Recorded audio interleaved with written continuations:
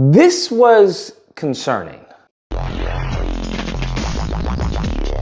Oh my goodness. So I came across this post on Twitter and I found it to be extremely disturbing, and I wanted to make a video of it because I think it's very poignant as to where we are as a collective in this country. And what this post was regarding was this person was quoting another individual who said, hey, this woman was gorgeous, okay? This woman was absolutely beautiful, one of the most beautiful people on this planet.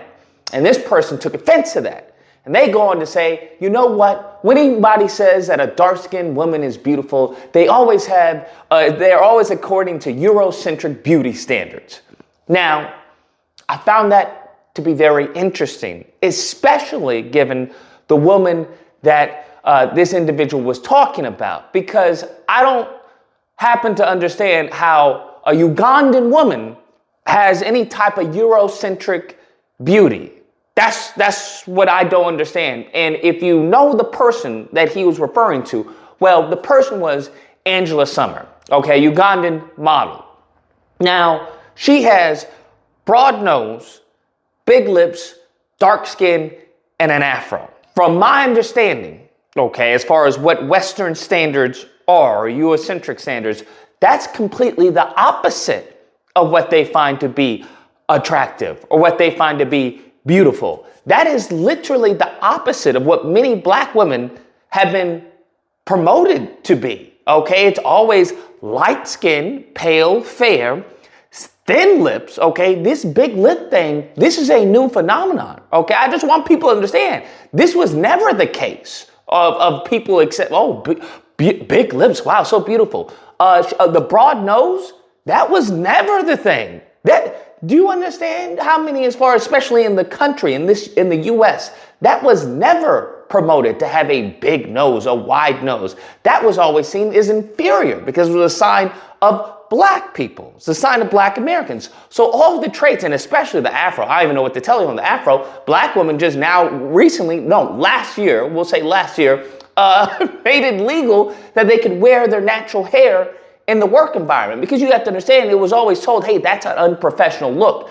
That's just how my hair grows. I don't know what you want me to do with it. That's just how it is. And they were telling you that was unprofessional.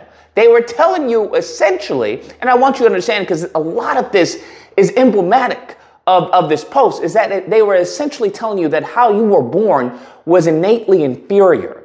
And of course it would be if it was based off of what they held to be true. And if you believe in regards to white supremacy, well, then if they feel themselves as supreme, right, you having a third member, okay, a third leg, okay, that some black men have, all right, they saw that as inferior. So it very much was a coping mechanism. Everything that they did not have, well, they deemed it to be unworthy. They deemed it to be inferior, which then I would argue imbued upon you a psychosis. Because now it always had you at the behest of them and their approval, which you were constantly seeking. And in many cases, if you look throughout history, that was the case. Unfortunately, this need for acceptance, this need for assimilation, this need for, hey, I'm just as good as you. That constant urge, that need for approval by a group of people that did not care, did not like you, and historically hated you, tried to eradicate you even till this day. And yet we as a people and black Americans have sought for their approval, sought for just trying to get along. Because what people came to find out, or what they hypothesized, we'll say, is that this person was equating beauty to whiteness. That's what it seemed that they were equating, because she didn't present any, as far as European features. Nothing about her would apply under the European standard of beauty. She was exactly the opposite. So what he had associated was someone being beautiful or attractive to being as far as white, to being as far as European. And that's so crazy, because you have to think about the conditioning that happened to us in this country, and is happening even till this day. This person who had, an issue with this was a 24-year-old trans woman. Okay, a black trans woman, also known as a biological man. Now, this echoes very much what I've argued about as far as white culture and how it's having a negative impact within Black American culture. Okay, where they're now forcing their beliefs, their culture onto us. And I would argue it is a further push to normalize what we don't deem as a people, as a culture, normal. They want to push their degeneracy and their motives and their political agenda on us. And they know, hey, if we co-sign it, then, hey, we know how to, as far as manipulate the culture, or at least the people who employ us know how to manipulate the culture. That's a whole nother issue to talk about. But in this case, I found it to be very interesting because this is the same thing that Black Americans have to deal with. Okay. And I think if you look at many outside cultures, there is remnants of this taking place, but not to the extent in Black American society, because you have to understand that we have been conditioned. And I think there has never been in the history of this country unconditioning. That has never happened. There has never been any law, any rule, any motive, anything to address as Dr. DeGore would say, the post-traumatic slave syndrome. They are paying people people who suffered from trauma from 9/11. But the trauma that we face as a people, as a collective, has never been addressed. In addition to the trauma that was faced to the white people. Now, I mean, you can argue as far as how much of that was traumatic, but you have to understand that just like there's a post-traumatic slave syndrome, there is a post-traumatic slave master syndrome. And if that has never been addressed throughout the history of this country, well, you're always going to find those remnants. You're always going to find those pockets. You're always going to have that to exist. And the most idiotic solution that people have said is, well, don't even talk about it. How does that work out for anything in this country? Right? How does that work out for anything? Because that's what these monsters on the right, okay, these racists on the right want to say. Well, just ignore it. Well, how has that worked out for education? How has that worked out for employment? How has that worked out for anything? Second Amendment. Well, just ignore it. They only apply this to Black Americans. That's the only time they say, well, just ignore it and it'll go away. And they know damn well it won't go away because it is infused with the fabric of this country. Because growing up in America, you can't help to be inundated with people who don't look like you, with people saying, hey, you're not good enough, especially if you grew up during certain eras where you wouldn't even have any representation, or the representation you had was a mockery of you, where you had blackface, or they give you certain TV roles or certain movie roles that are still going on today in present day. So I think this is, it's unfortunate what has happened to that 24-year-old, but it's even more unfortunate that he has been a victim of white culture in this country. That's the bigger issue. And that's the wedge and the divide that is naturally happening, where you have people who are like, hey, I like the adulation of the country. And these other people are like, yo, screw that adulations.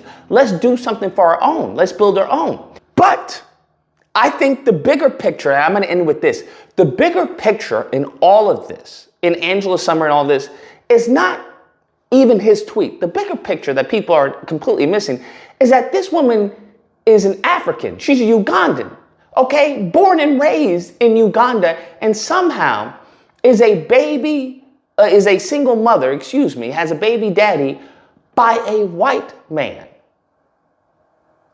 I'm going to leave that there, okay? Because you're going to have to explain to me how you are born in the motherland, okay, the homeland, and you have a white baby daddy. That's really where the discussion needs to come from. How are you not able to find any black man in Africa? You can't find one black man? That's where the discussion needs to come from. And I think possibly that also has to deal with that wanting to be approved, right? Where you have some black women who want the affection of a non-black man because they view it as a higher form. And the same thing with many black men. And I think, once again, like I said, that has to deal with a post-traumatic slave syndrome of trauma that has never been addressed, especially prominent in this country. Anyways, guys, that's the video. Let me know what you guys think, whether or not you believe Lucas. I think he's absolutely right, or she is absolutely right. I don't want to mess up the pronouns. That, you know, this is absolutely have to do with Euro-centric, and this woman is a clear and present example of that. Or if you can't believe, yes on one end, but no on the other end, because there's nothing European about her features and how she looks, which means you just have an issue. And that's understandable, because we all, some of us have Stockholm syndrome. We all, many of us have, I mean, you even have, you know, the African versus non-African, you know, that fight. And it's very, some of the attacks that I've seen is very reminiscent of the same attacks that white supremacists plagued us with, that we're now doing to our own, but we don't view them as our own because they are from Africa. It's a lot of nuance, and it's a lot of trauma going on, unfortunately. Anyways, if you happen to disagree with the video, you're more than welcome to call in during Disagreement Day, which is typically held Friday through Sunday. There will be a number on screen. You call in, we duke it out. Either or, hope you guys enjoyed the video. Either or, hope you guys enjoyed the video. If you did, please feel free to like, share, comment. Let me know what you guys think about her and the white baby daddy in Africa. Lord Jesus, I don't even understand that one. You know, Eurocentric beauty standards, how that's impacted you, or has it? Maybe it hasn't. Maybe you're one of the exceptional Negroes. Feel free to share and subscribe and all that fun stuff. Till next time, guys, be amazing. Of what they find to be attractive.